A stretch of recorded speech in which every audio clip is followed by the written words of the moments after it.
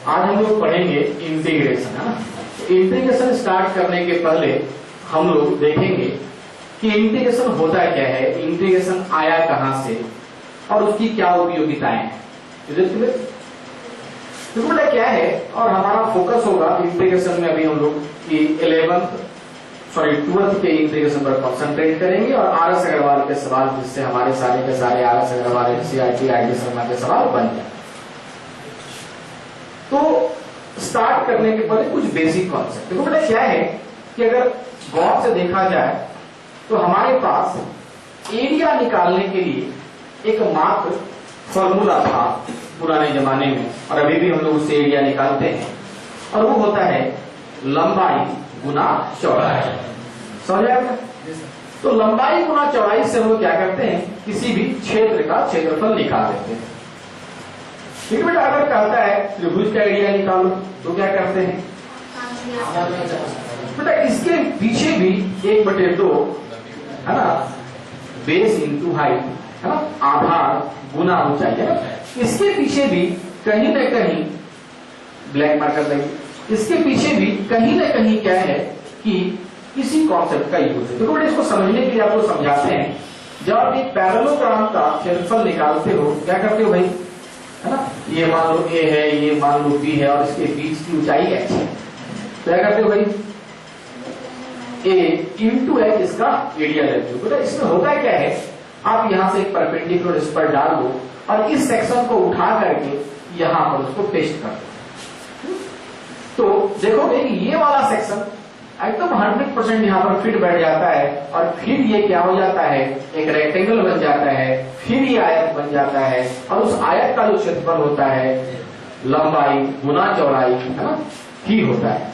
और ये लंबाई गुना चौड़ाई इसका एरिया, इसका क्षेत्रफल है, और जो इसका क्षेत्रफल है फिर उसको यहाँ से कट करके यहाँ पर पेस्ट कर दोगे, वही आपका इसका क्षेत्रफल होता है। आया बात समझ?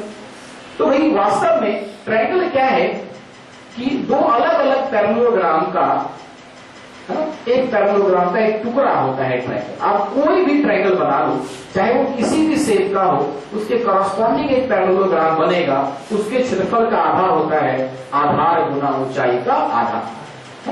बेटा आधार गुना ऊंचाई इस पैरेललोग्राम का क्षेत्रफल हुआ, बटे आधा इस त्रिभुज का क्षेत्रफल हुआ। तो हम जब जड़ में घुस के देखते हैं तो हमारे पास एरिया निकालने के लिए फॉर्मूला है लेंथ इंटू ब्रेथ, लंबाई गुना चौड़ाई। धीरे धीरे क्या होता है, हमारे पास चैलेंजेस बढ़ते चले जाते हैं। अब क्या कह रहा है कि y बराबर x² का हमको एरिया कर्व, देखो कैसा होता है, x0 तो y0, x1 तो y1, x2 तो y4। तो y बराबर x² का कर्व इस प्रकार का जाता है, और कहता है y² के कर्व, एक लाइन है x 2 और एक लाइन है y 0 x एक्सिस। तो भाई कर्व और x एक्सिस के बीच में 0 से लेकर 2 के तक जो एरिया बाउंड हो रहा है, उसका एरिया कैसे निकाला जाए, अभी समझ में आएगा। बेटा इस रीजन का एरिया कैसे निकाला जाए, लंबाई ये लेते हैं, है ना, लंबाई ये लेते हैं और चौड़ाई ये लेते हैं, तो एरिया यह निकल जाता है, जो कि सही नहीं है, है? तो इस टाइप के एरिया का जो, इस टाइप के रीजन का जो एरिया होता है वो निकाल पाने में हम लोग सक्षम नहीं है। फिर पुराने जमाने में एक टेक्निक का इस्तेमाल किया गया कि भाई आखिर कैसे करके इसके एरिया को निकाला जा सके। आ रहा समझ में? तो उस समय इंटीग्रेशन वगैरह नहीं हुआ करता था, तो उसमें हम लोग क्या करते थे, एक टेक्निक का इस्तेमाल करते थे, और वो टेक्निक क्या है उसको समझते हैं। बेटा हम लोग क्या करते हैं, कॉमन कर्व लेते हैं। क्या लेते हैं? हम लोग एक कॉमन कर्व लिए, y बराबर f, और fx किसी भी चीज का कर्व हो सकता है। बेटा ये जो है y बराबर fx का कर्व है। तो ये क्या है भाई, y एक्सिस है, और ये क्या है, x एक्सिस है। तो ध्यान से देखो कि हमको a से लेकर के b तक के बीच में एरिया निकालना है। कि line x equal to a एक दीवार हो गया, line x equal to b एक दीवार हो गया एक्स एक्सिस और एक दीवार हो गया वाई बराबर एक्स। तो कहता है इसके बीच में जो एरिया बाउंडेड होगा, area of the region bounded by the curve y बराबर x from the line x equal to a to x equal to b with respect to the x axis, इस कर्व का x axis के साथ जो area bounded हो रहा है x equal to a से x इक्वल टू b तक, उस एरिया को कैसे निकाला जाएगा। मतलब क्या है कि थोड़ा समस्या है कि हमारे पास कोई फॉर्मूला नहीं है, क्योंकि इसमें चौड़ाई जो डिफाइंड है, लंबाई यह लें या यह लें, कह पाना बड़ा मुश्किल है। आया सर? तो लोग क्या करते थे कि अगर चौड़ाई यह लेते हैं और लंबाई यह लेते हैं तो एरिया ये निकलता है, तो नुकसान हो गया एरिया का। और चौड़ाई यह लेते हैं और लंबाई यह लेते हैं तो भाई एरिया ज्यादा निकल गया। बेटा फिर क्या हो गया, हमको एरिया निकालने में प्रॉब्लम हुआ या नहीं हुआ, तो लॉस और मतलब एग्जैक्ट नहीं निकल पा रहा है। We are interested to know what is the exact area which is bounded by the curve with respect to the x axis. हम लोग ये जानना चाहते हैं एकदम ये एरिया परफेक्टली कितना है। तो फिर धीरे धीरे लोगों को बुद्धि हुई, वो लोग क्या किए, उसको दो टुकड़े में बांट दिए, फिर चौड़ाई इसको लिए और लंबाई इसको लिए और ये एरिया निकाल दिए, फिर चौड़ाई इसको लिए लंबाई ये एरिया निकाल दिए, ये एरिया लिए। ये पहले के तुलना में जब हम ये एरिया निकालते थे और अब में थोड़ा सा ज्यादा शुद्धता आ गया, ये सेक्शन को हम लोग ऐड कर पाए। मतलब लोगों को लगा कि अगर हम दो टुकड़े में कर करके एरिया निकाले तो ज्यादा आसानी से एरिया निकाल सकते हैं। बोलो समझ में आया नहीं? तो लोगों को लगा भाई अगर हमको शुद्ध करना है तो भाई एक काम करते हैं, दो की बजाय चार टुकड़ा कर देते हैं, 4 स्ट्रिप का एरिया निकालेंगे। बेटा लंबाई है ना, चौड़ाई गुना लंबाई ये एरिया, फिर बेटा चौड़ाई गुना लंबाई ये वाला एरिया है ना, फिर चौड़ाई गुना लंबाई ये वाला एरिया और फिर चौड़ाई गुना लंबाई ये वाला एरिया। तो बेटा इस बार क्या हुआ, ये एरिया और ये एरिया जो हमारा लॉस हो रहा था वो एरिया फिर से रिकवर हुआ या नहीं हुआ। तो लोगों ने सोचा कि अगर 4 टुकड़े में किए तो थोड़ा परफेक्शन और बढ़ रहा है, ज्यादा शुद्ध एरिया निकल रहा है, पूरा शुद्ध नहीं मिल रहा है, थोड़ा शुद्धता की ओर बढ़ रहा है। फिर लोगों ने सोचा चलो एक काम को तो 8 टुकड़ा कर लो। कितने टुकड़े में कर लिया बताओ? 8 टुकड़ा में अब एरिया में परफेक्शन। तो जैसे जैसे नंबर ऑफ स्ट्रिप बढ़ता जाएगा, जैसे जैसे ज्यादा हिस्से में हम डिस्ट्रीब्यूट करते जाएंगे, वैसे वैसे क्या हो रहा है कि एरिया निकलने में परफेक्शन आता चला जाएगा। क्या आता चलेगा वो? एरिया निकलने में परफेक्शन आता चला जाएगा। तो बेटा एरिया जो है वो बिल्कुल परफेक्ट निकले। क्या निकले? एरिया जो है वो बिल्कुल परफेक्ट निकले।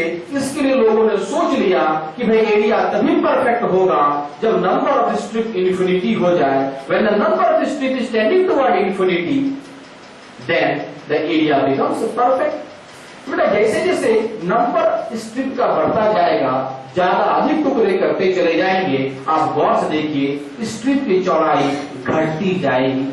बेटा आया ना, जितना ज्यादा चौड़ा स्ट्रिप होता है एरर उतना बड़ा आता है। अभी देखो स्ट्रिप की चौड़ाई घट गई तो इतना बड़ा वाला एरर ये 2 छोटे छोटे एरर में बदल गया।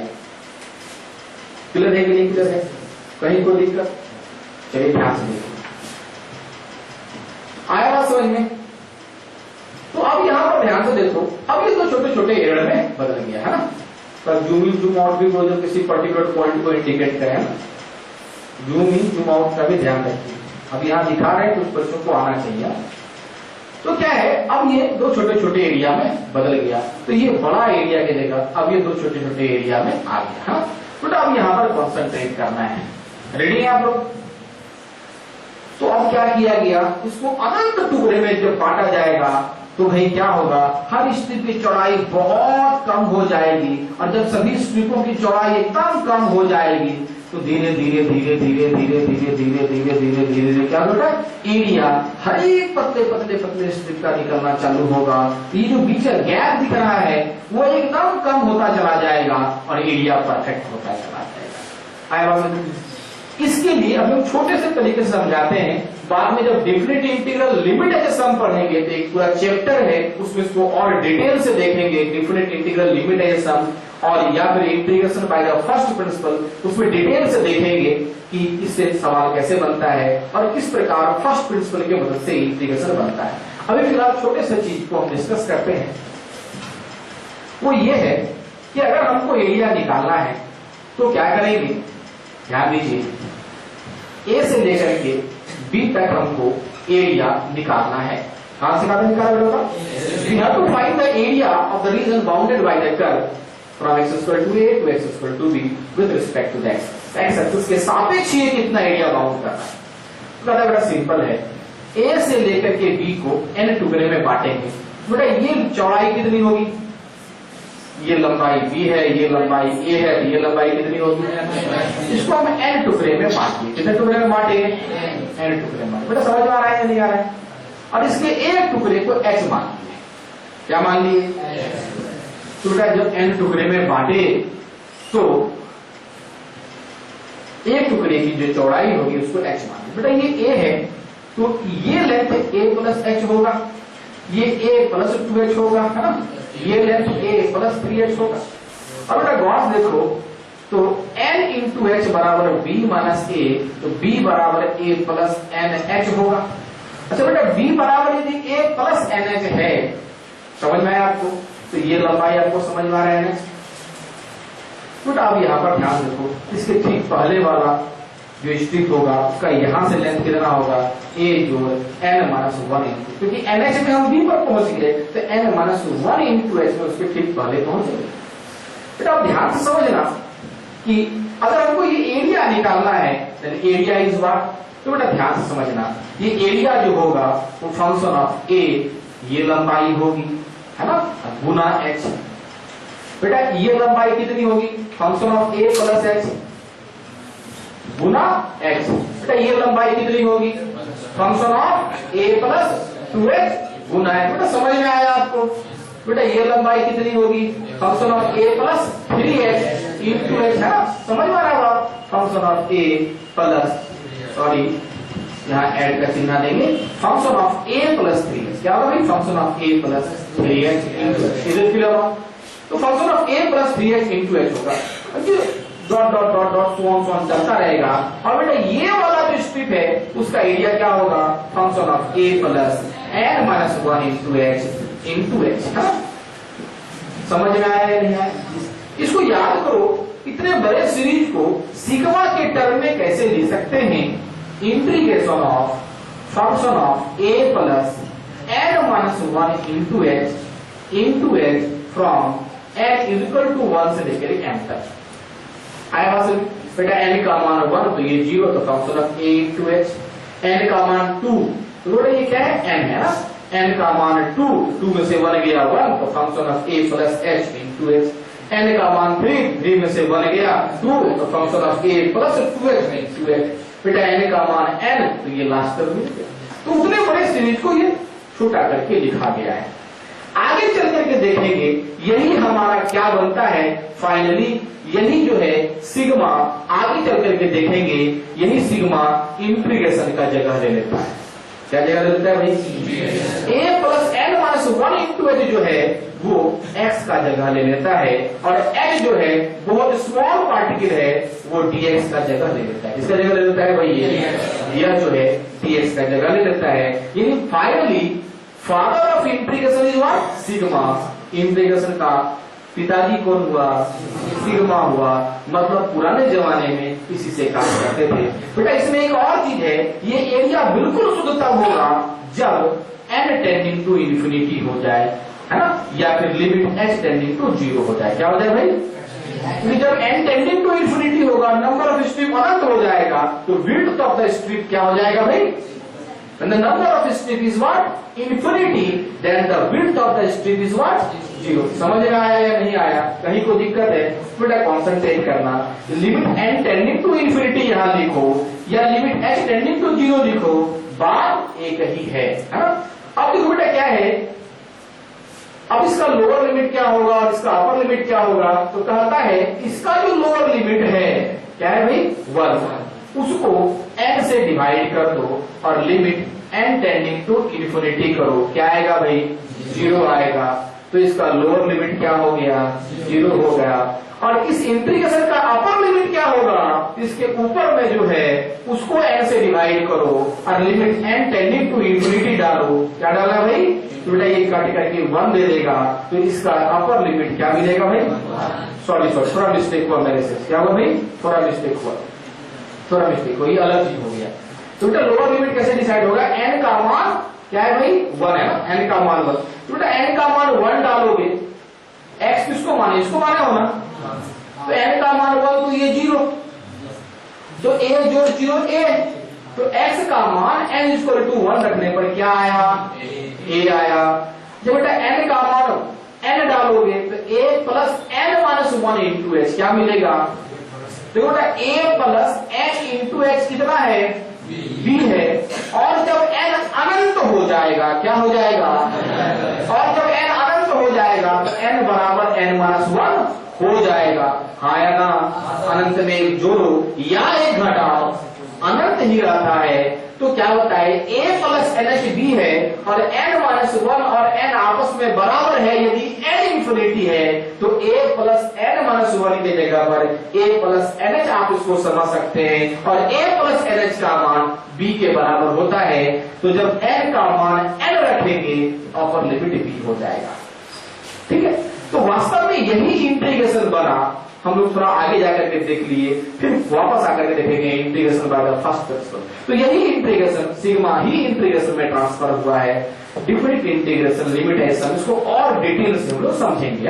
तो अब यहाँ पर ध्यान से देखो, तो इंटीग्रेशन ऑफ ए से लेके बी तक f ऑफ x dx क्या दिया कि x इक्वल टू a से x इक्वल टू b तक y बराबर fx के द्वारा x एक्सिस के साथ जो एरिया बाउंड हो रहा है वो डिजिटली करेक्ट एरिया दिया। कहीं पर भी त्रुटि नहीं है, क्योंकि त्रुटि इस चौड़ाई के कारण था और वो चौड़ाई 0 हो चुका है जब number of strip tending to infinity है। जब पट्टी की चौड़ाई अनंत की ओर जाएगी, पट्टों की गिनती अनंत तक जाएगी, तो चौड़ाई क्या हो जाएगी? और जब चौड़ाई 0 हो जाएगी बेटा क्या हो जाएगा बताओ? एरिया बिकम्स परफेक्ट, तो एरिया परफेक्ट हो जाएगा। एरर 0 तो एरिया परफेक्ट हो जाएगा। समझ में आया है? कोई कंफ्यूजन है? तो इस प्रकार से इंटीग्रेशन की उत्पत्ति हुई है। तो और अभी हम लोग जो डिस्कस करेंगे वो डिस्कस करेंगे जो सबसे पहला एक्सरसाइज है आपका 12th का, वो है definite integral limit, sorry not integration by, integration is the inverse process of differentiation. क्या है भाई? तो अभी हम लोग क्या डिस्कस करने जा रहे हैं? Integration is the inverse process of differentiation. समझ में आ रहा है आप लोगों को? इसमें हम लोग देखेंगे कि किस प्रकार से इंटीग्रेशन इनवर्स प्रोसेस है डिफरेंशिएशन का।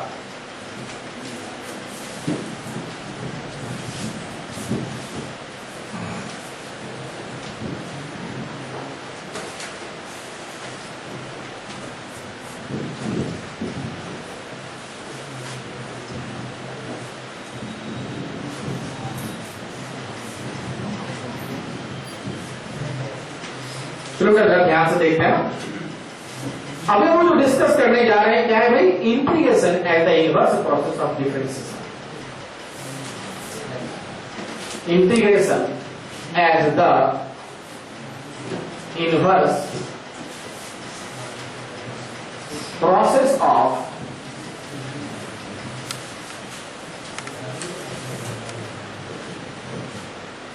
differentiation. Integration as the inverse process of differentiation.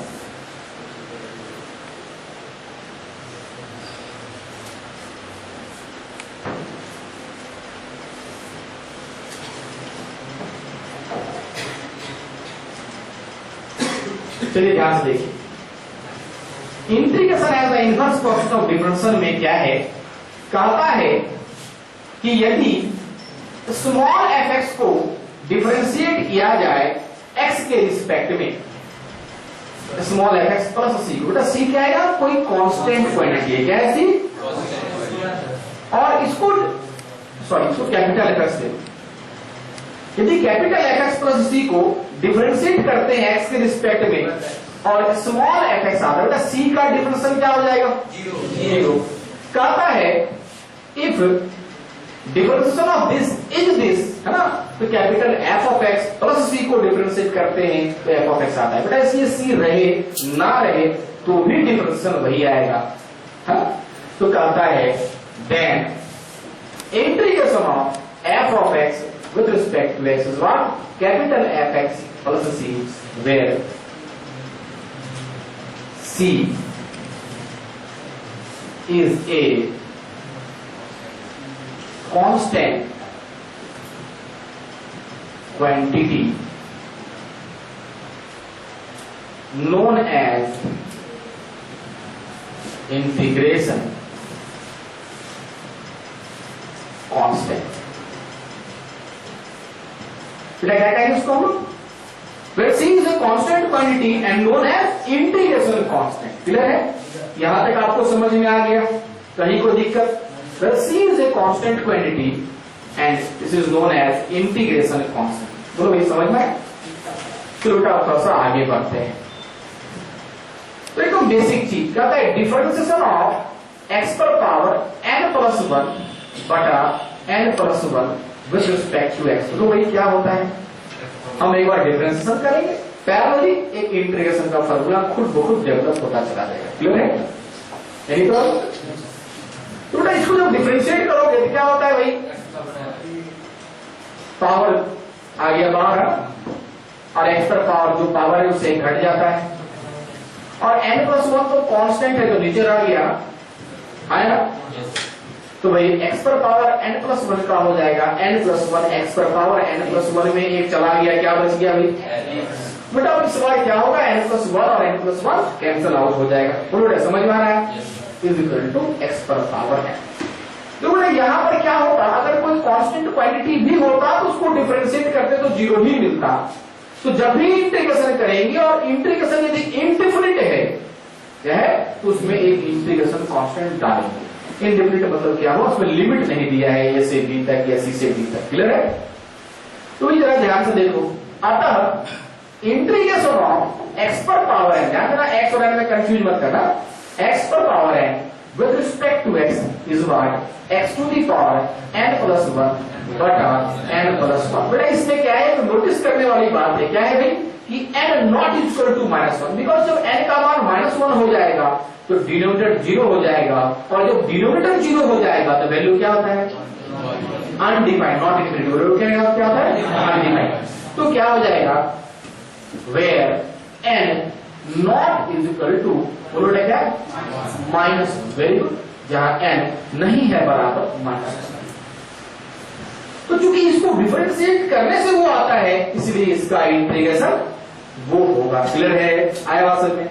तो बेटा ध्यान से फिर आता है डिफरेंशिएशन ऑफ e पर power x with respect to x। क्या होता है भाई, e पर पावर x होता है। This implies integration of e पर power x with respect to x। क्या हो जाएगा भाई, बेटा सी डालना है, क्योंकि सी यहां होता तो भी यही होता, नहीं होता तो भी वही होता, रिस्क नहीं करना है, सी डाल देना है। और बाद में सी निकालने का किसी खास कंडीशन में कुछ तरीका वगैरह भी होता है जो दिए गए दूसरे कंडीशन के आधार पर निकलता है। तो अब ध्यान देखो, डिफरेंशिएशन ऑफ ए पर पावर एक्स बटा log A under base E. बेटा ए कांस्टेंट है और ई कांस्टेंट है, तो log of A under base E constant है। तो बेटा क्या करेंगे, 1 बटे log of A under base E को बाहर कर देंगे, कांस्टेंट है, इनटू डिफरेंशिएशन ऑफ ए पर पावर एक्स। अब आप लोग अच्छे से जान रहे हो उसका वैल्यू क्या है, 1 बटे log of A under base E and A to the power X क्या होगा, A to the power X into log of A under base E. बेटा समझ में आया? तो ये दोनों कट गया कि नहीं कट गया? तो बेटा यहाँ क्या बचा, ए पर पावर एक्स बचा। तो बेटा इसको डिफरेंशिएट करने से वो आता है ना, इसीलिए इसका मतलब है दिस इंप्लाइज, मतलब अतः क्या होगा, integration of A to the power X with respect to X. बोलो भाई क्या हो जाएगा, A to the power X by log of A under base E. Very good, अभी समझ में आया? अभी हम लोग इस चीज का ध्यान रखेंगे कि अगर किसी चीज को डिफरेंशिएट करके कोई चीज आता है तो उसको इंटीग्रेट करके वो चीज वापस आएगा। तो अभी हम लोग इंटीग्रेट उन्हीं सभी चीजों को कर सकते हैं जो किसी का डेरिवेटिव है ना?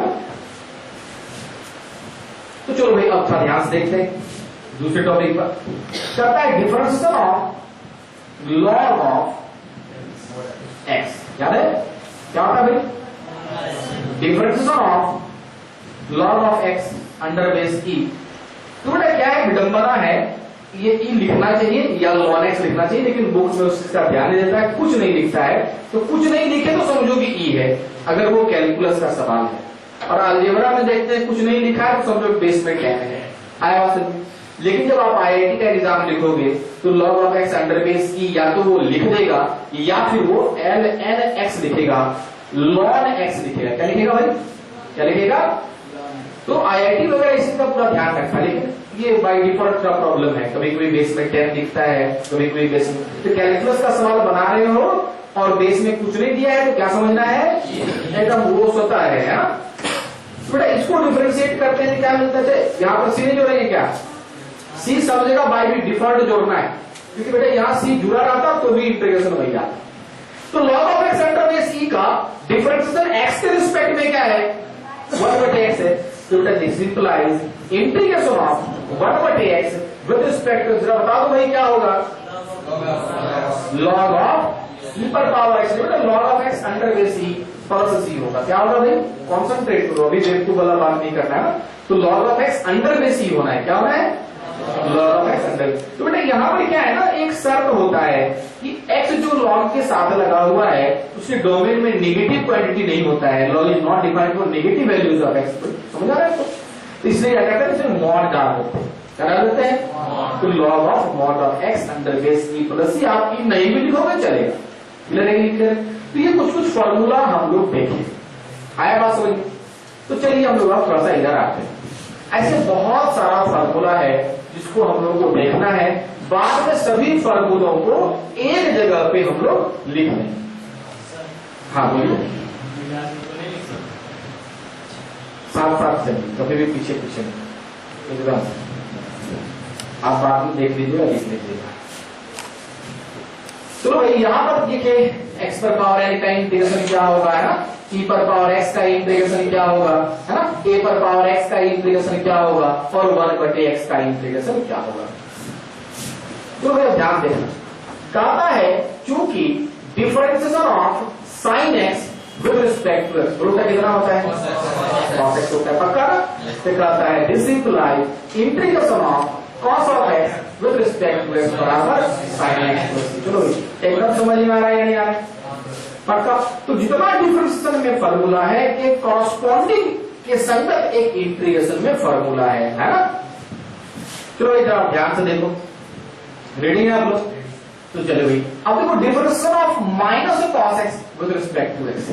ध्यान दो, cos x का क्या होता था, माइनस sin x ना, तो माइनस cos x का क्या हो जाएगा, पक्का, is equal to sin x। तो अब यहां पर ध्यान से देखो, this implies what, integration of sin x with respect to x is what, minus cos। बेटा c लिखना नहीं बोलना, नंबर काट लेता है, बुरा बुरा मास्टर सर कॉपी चेक करेगा, किसी आया रहेगा नंबर काट लेगा। चलो बेटा साइन का हो गया, cos का हो गया, तो भाई क्या है, differentiation of 10x, differentiation of 10x with respect to x क्या होगा भाई, बोलो बेटा कितना होगा, differentiation of 10x with respect to x is what, sure. चलो भाई तो आप खुद बताओ क्या करना है, integration of sec square x with respect to x is what, 10x plus c। Integration of sec square x with respect to x is what, 10x plus c, पक्का, कोई दिक्कत। चलो बेटा अब देखो क्या है, differentiation of minus cot x, बेटा माइनस क्यों ली, क्योंकि cot x का जो डिफरेंशिएशन होता है माइनस cos x का होता है, तो पहले से माइनस ले लिए। तो बेटा माइनस cot x का डिफरेंशिएशन कितना होता है, बेटा क्या होता है, cos x स्क्वायर x। तो बेटा अब ये बताओ, this implies integration of cos x square x, है ना, विद रिस्पेक्ट टू x नहीं भूलना है ना।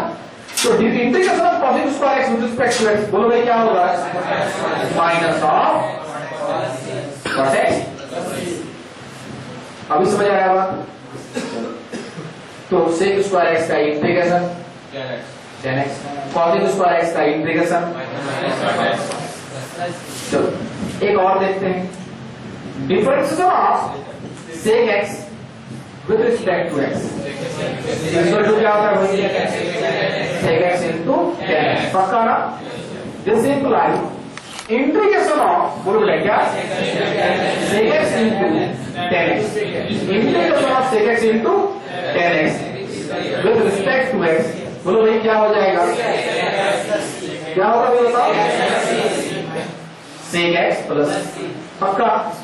चलो एक और देखते हैं ना,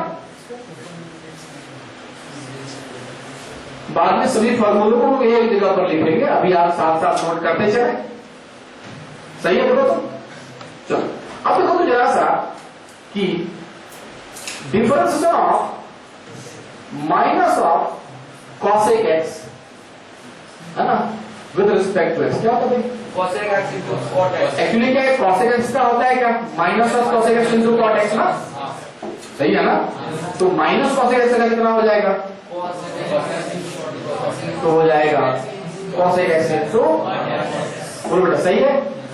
दिस इंप्लाई, ध्यान दीजिए बात नहीं, this imply integration of cosec x into cot x with respect to, बोलो बेटा क्या होगा, माइनस ऑफ cosec x, पक्का ना। प्लस सी, अभी समझ में आने लगा प्लस सी क्या होता है, क्या होता है भाई प्लस सी, क्योंकि यहाँ प्लस सी होता तो भी डिफरेंशिएशन वही होता, तो उसका इंटीग्रेशन में कांस्टेंट डाल दो, वो कुछ भी हो सकता है लेकिन कोई कांस्टेंट क्वांटिटी होगा। Is it clear not. तो हम 6 प्रकार का ट्रिग्नोमेट्रिक फंक्शन जानते थे, साइन, कॉस, टेन, कॉट, सेक और कॉसेक, उसी के कॉरस्पॉन्डिंगली हम लोग फिर 6 प्रकार का इंटीग्रेशन जाने, सही है, कोई दिक्कत।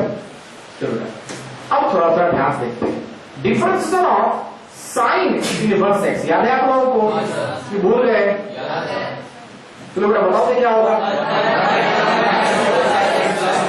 अगर हम सही सुने तो तुम लोग शायद कह रहे हो 1/√x का, क्या सही सुने थे, चलो बेटा ठीक है। तो अगर इसको डिफरेंशिएट करने से वो आता है तो बेटा ये ध्यान दो, इसको इंटीग्रेट करने से क्या आएगा भाई, बराबर, और बेटा क्या जोड़ेंगे, सी क्यों जोड़ेंगे, समझ में आया अभी, पक्का। अच्छा बेटा ये बताओ, differentiation of sine inverse x को समझ में आ गया ना, differentiation of cos inverse x with respect to very minus 1/√1 minus x square है ना। तो कहता है integration of -1/1 minus x square का रूट ना, √1 minus x square equal to cos inverse x. देखो बेटा क्या है, जनरली क्या देखा जाता है, माइनस है तो इंटीग्रेशन में बाहर कर देंगे, पता चला इसको भी साइन इनवर्स एक्स लिख देंगे, ये माइनस को हम क्या कर देंगे, बाहर कर देंगे, और इसको भी पता चला साइन इनवर्स एक्स लिख देंगे। अभी समझ में आया, पक्का। तो अब ये बताओ, differentiation of tan inverse x with respect to x क्या होता है, क्या होता है 1/,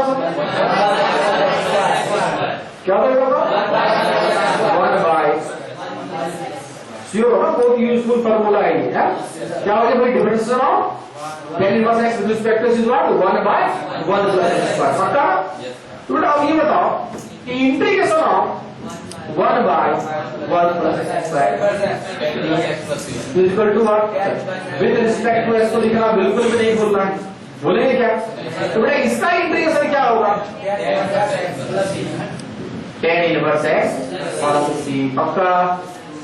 कहीं को दिक्कत है, अभी समझ में आया बात। तो बेटा इधर से कुछ मिटा दे क्या, नहीं मिटाए, इधर वाला सब मिटा दें क्या, आज लोग बॉडी के साथ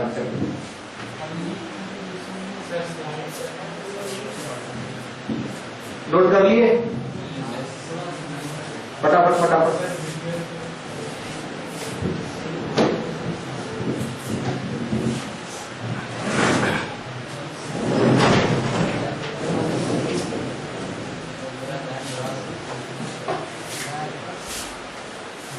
हो गया नोट अभी, चलो बेटा थोड़ा और देखते हैं ना, फिलहाल देखते हैं, बाद में नोट करें। तो बेटा अब एक चीज देखो ध्यान से, तो आपको क्या क्या समझ में आ गया, sine inverse, cos inverse, tan inverse है ना। तो याद करो differentiation of cot inverse x with respect to x, याद है कितना होता था? -1 बटे 1 प्लस एक्स। पक्का? बेटा इससे फिर क्या निकलेगा, इससे क्या निकलेगा बताओ? इंटीग्रेशन ऑफ -1 बटे 1 plus x square with respect to x is what? Cot inverse x. हाँ बिल्कुल, अभी तुम सही पकड़ रहे हो, है ना, प्लस है ना। चलो आप ध्यान से, चलो फाइन याद है। अब देखो differentiation of sec inverse x क्या था बेटा बताओ तो? 1 by mod of x under, very good, 1 बटे mod of x under x square में समझ में आया। तो किताब में कभी सवाल देखो होता है क्या है ना, इंटरमीडिएट की जब बात करते हैं और जब आईआईटी की बात करते हैं तो आसमान जमीन का अंतर होता है छोटे छोटे कॉन्सेप्ट। जैसे कि आप लोग पहले से जानते हैं एक्स स्क्वायर का रूट अगर दिखाई दिया तो इंटरमीडिएट में आप एक्स लिख देते हो तो मास्टर फुल में फुल दे देता है। लेकिन जब आप आईआईटी और एनआईटी की बात करते हो तो एक्स स्क्वायर के रूट को एक्स लिखना गलत बात होता है, पता ही नहीं पता है। एक्स स्क्वायर का रूट को मॉड एक्स लिखते हैं, हाँ? तो इंटरमीडिएट में अगर मॉड एक्स नहीं एक्स भी है तो भी इसको इंटीग्रेट करोगे तो यही लिख सकते हो कि ये देखा जाता है इन जनरल बुक्स में भी यही रहता है। आया बात समझ में? तो ऐसा नहीं है, लेकिन मॉड के साथ अगर लिखते तो ज्यादा कॉन्सेप्चुअल है ना। तो बेटा क्या हुआ, इंटीग्रेशन ऑफ 1 बटे mod x root under x square minus 1। बेटा डीएस यहां लिखो चाहे डीएस यहां लिखो एक ही बात है ना। इज इक्वल टू क्या मिलेगा, बिल्कुल इसी प्रकार से बेटा क्या है, differentiation of cosec inverse x with respect to x क्या होता है भाई? Very good, -1 by mod x root under x. तो प्लस और माइनस ऐसे बनता है ना। तो कहता है कि इंटीग्रेशन ऑफ -1 बटे mod x root under x square minus 1 with respect to x is equal to what? बोलो क्या होगा, क्या होना है, क्या होना है बताओ? cosec inverse x plus c, हाँ? That is what? Cosec inverse x plus c. Is it clear now? Yes sir. Fine. बेटा इतना तक फॉर्मूला अभी आपको जानना है ना, ठीक है। अब हम क्या करेंगे, सारे के सारे फॉर्मूलों को एक जगह पर लिखेंगे, ठीक है। आप उसको बाद में नोट कर लेंगे, हाँ? शिफ्ट कर दे इसको।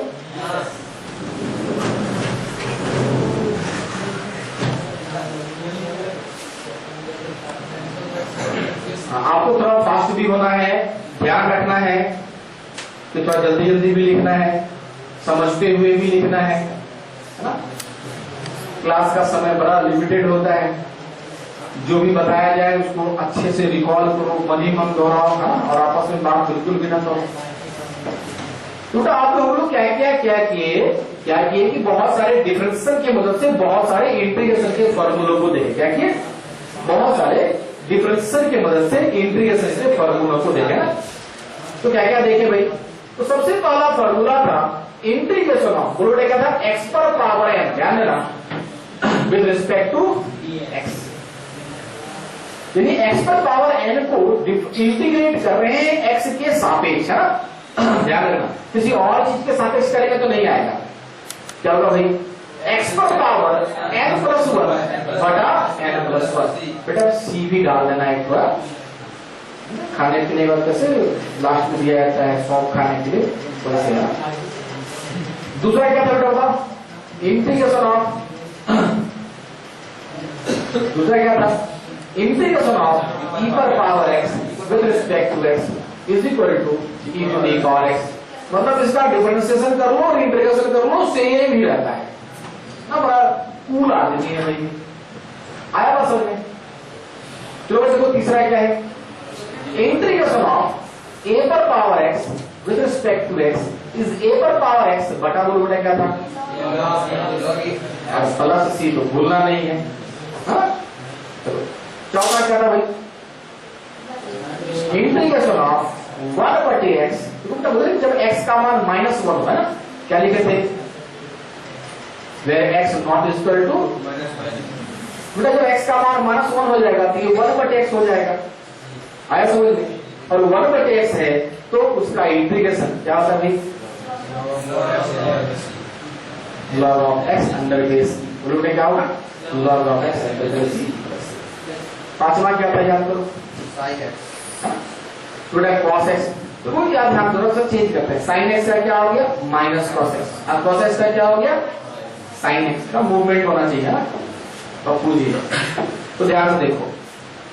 तो अभी हम लोग क्या देखे है ना, तो integration of sin x with respect to x क्या होगा, minus of cos x। Very good. छठा integration of cos x with respect to x क्या होगा भाई, बोलो बेटा क्या होगा sin x प्लस। अभी समझ आया। सातवां इंटीग्रेशन ऑफ, बोलो बेटा क्या sin cos का किसकी बारी आएगी, तो यहाँ 10x पर गौर देखो, किसी को इंटीग्रेट करने से डिफरेंशिएट करने से 10x आया है क्या, नहीं आया। तो अभी आप लोग गौर से देखो, यहाँ पर हम लोग साइन का इंटीग्रेशन सीखे हैं और tan का कहीं अभी तक नहीं, tan आने वाले टाइम को सीखेंगे जब सब्स्टिट्यूशन जानेंगे तब, इंटीग्रेशन बाय सब्स्टिट्यूशन है ना। तो अभी क्या देखे भाई, sec स्क्वायर x का सीखे, cosec स्क्वायर x का सीखे, tan का नहीं सीखे, ध्यान रखना। The integration of with respect to x into ds भी बोल सकते हो, लेकिन with respect to x बोलना ज्यादा मैनर वाला चीज है, ज्यादा अच्छा आता है। क्या होगा बेटा, tan x plus c। Integration of cosec square x with respect to x बोलो भाई कितना होगा, minus of cot x plus. अभी समझ में आया बात, minus of cot x plus c। Any problem, ठीक है, सही है। देखो तो याद करो, sec x को डिफरेंशिएट करने से sec x into tan x आता था, क्या आता था भाई sec x को डिफरेंशिएट करने से, तो भाई sec x into tan x को इंटीग्रेट करने से क्या आएगा, तो बेटा ध्यान से देखना। 9वां नंबर integration of sec x into tan x with respect to x बराबर क्या होता है, ध्यान रखना बड़ा कंफ्यूजन होता है डिफरेंशिएशन और इंटीग्रेशन। अभी जस्ट डिफरेंशिएशन आप लोग खत्म किए कुछ दिन पहले, तो पता चला sin x का डिफरेंशिएशन, तो आप पता चला cos x बोलते हो, sin x का इंटीग्रेशन पता चला आप उसमें भी cos x बोलते हो, क्योंकि बस प्लस माइनस का अंतर होता है, थोड़ा चेंज होता है। तो इस चीज को ध्यान रखना है कि गड़बड़ाना नहीं है। चलो भाई 10वां नंबर देखिए, integration of x into cot x with respect to x, बोलो देखा था भाई minus of cosec x plus c। दस तक में हो गया, देखो अब इनवर्स वाले में जाए, थोड़ा ध्यान देना। जितना भी अलजेब्रिक इंटीग्रेशन आएगा है ना, वो ऑलमोस्ट इनवर्स में जाता है। तो ये पहला नंबर स्टार्ट करते हैं, 11 number integration of 1/√1 minus x square. उल्टे क्या होगा भाई, sine inverse x plus c होना है। क्या होगा भाई, ये साइन इनवर्स x, क्योंकि इसी को डिफरेंशिएट करके याद आता है, इसलिए इसको इंटीग्रेट करके y। तो 12 नंबर देखते हैं, -1/√। Very good. अच्छा बेटा क्या होगा बताओ, cos inverse x plus c। क्यों होगा बेटा, क्योंकि इसी को हम लोग डिफरेंशिएट करते थे तो ये आता था, इसका इंटीग्रेशन वो हुआ। क्योंकि इंटीग्रेशन जो है जस्ट रिवर्स प्रोसेस है इंटीग्रेशन का, है ना। मुर्गी को अंडा बनाना है, अगर डिफरेंशिएशन तो अंडा को मुर्गी बनाना है, आया बात समझ क्लियर है। मुर्गी से अंडा बन गया तो इंटीग्रेशन हो गया, है ना, और अंडा से मुर्गी बना तो इंटीग्रेशन, मुर्गी से अंडा बना तो वेरी गुड। तो भाई ध्यान देगा, तो चलो भाई 1/1 प्लस x स्क्वायर क्या होगा भाई, बोलो तो 1/1 plus x square with respect to x क्या होगा भाई जरा बताओ, क्योंकि इसको डिफरेंशिएट करके ये आता है ना। फिर 14 नंबर फॉर्मूला क्या देखें, -1/1 प्लस एक्स स्क्वायर है ना, सही है, कोई कंफ्यूजन? तो जब इसको हम लोग इंटीग्रेट करेंगे तो क्या मिलेगा, cot inverse x plus c, तब बात नहीं, ठीक है। चलो अब 15 नंबर बताओ क्या होगा भाई, integration of 1/mod x root under with respect to या dx का sec inverse x plus c है ना, सही है, कुछ कंफ्यूजन है? कंफ्यूजन है क्या? टोटल 16 नंबर देखते हैं, इंटीग्रेशन ऑफ माइनस dx बटे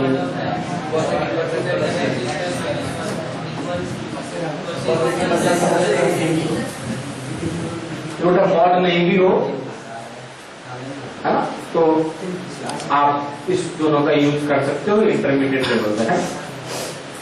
यहाँ तक समझ में आया? आगे बढ़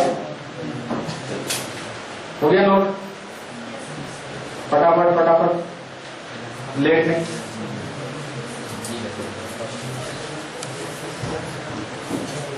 जरा मिटा दें,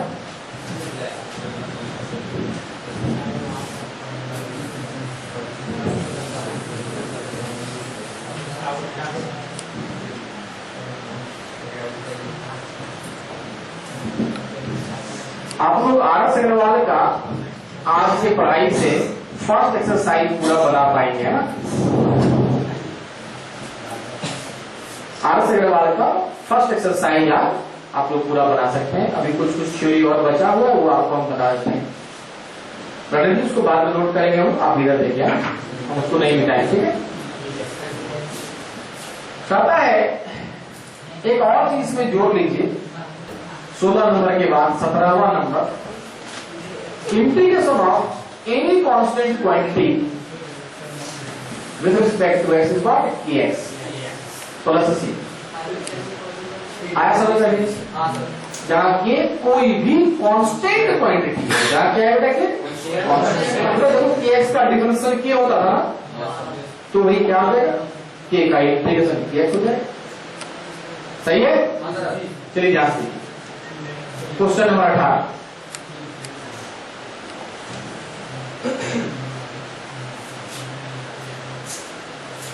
क्वेश्चन नंबर 18 का ध्यान से देखो क्या है मामला, रेडी भाई? क्वेश्चन नंबर 18, तो not question, concept, formula number, तो integration of k into fx, वही अगर कोई फंक्शन हो, साइन हो, कॉस हो, लॉग हो, कुछ भी हो, और उसमें कोई कांस्टेंट क्वांटिटी मल्टीप्लाई हो, तो उसको हम लोग इंटीग्रेशन साइन से बाहर कर सकते हैं, समझ रहे हो? k into integration of f of x dx, concept number 9। हाँ सी तो बेटा है ही, अगर हम नहीं भी लिखे तो भी सी हो जाएगा, आप बोलना नहीं है। तो integration of k into f of x बराबर k into integration of f of x, integration of f of x plus g of x का integration with respect to x। दो फंक्शन है जिसका कि आप इंटीग्रेशन जान रहे हो, दोनों के बीच में एडिशन है, तो इंटीग्रेशन दोनों को सेपरेटली करके भी आप कर सकते हैं, integration of f of x dx plus integration of g of x dx। फिर आता है integration of f of x minus g of x with respect to x, integration of f of x dx minus integration of g of x dx। अभी समझ में आया? Integration of f of x dx minus integration of g of x dx।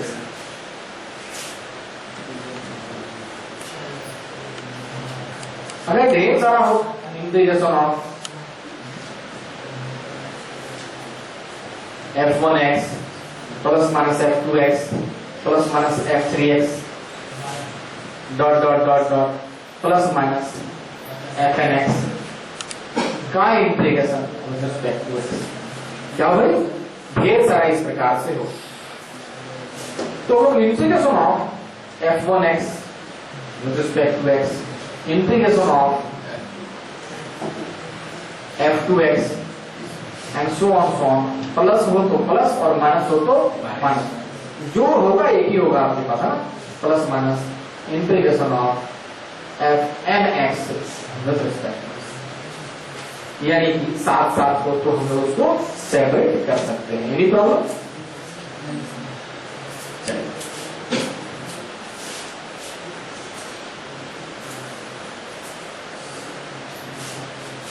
कोई दिक्कत है मेरे को उधर?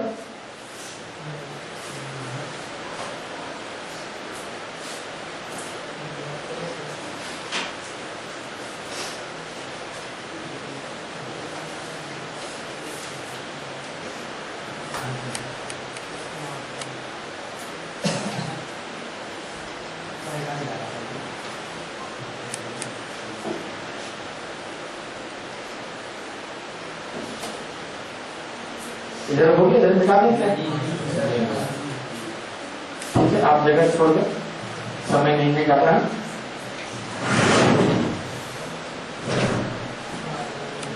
आप बात नोट कर सकते हैं।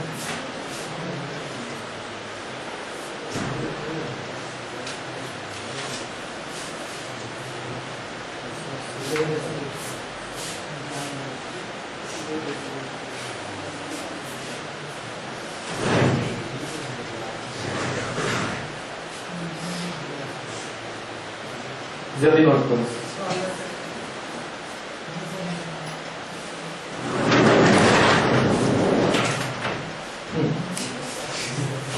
चलिए ध्यान से देखिए,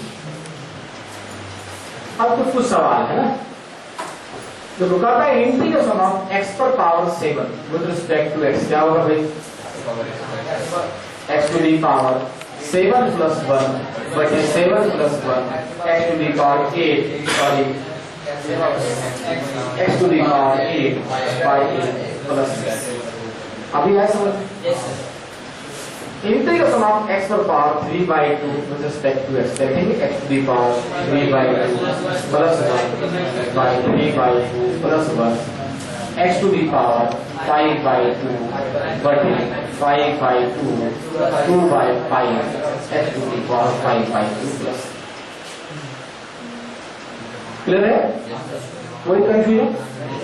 थोड़ा ध्यान से देखो, इंटीग्रेशन ऑफ x पर power 4 minus 3x square plus 2 बटा x with respect to x।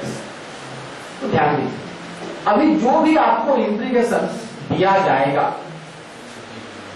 आपको जिसको इंटीग्रेट करना है उसको ऐसे फंक्शंस के जोड़ या घटाव के रूप में बदलना है जिसका कि इंटीग्रेशन आप लोग जान रहे हो। क्या कर रहे हो?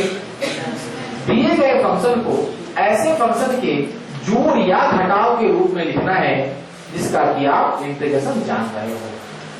तो इसको क्या लिख सकते हो भाई, integration of x cube minus 3x plus 2 बटे x।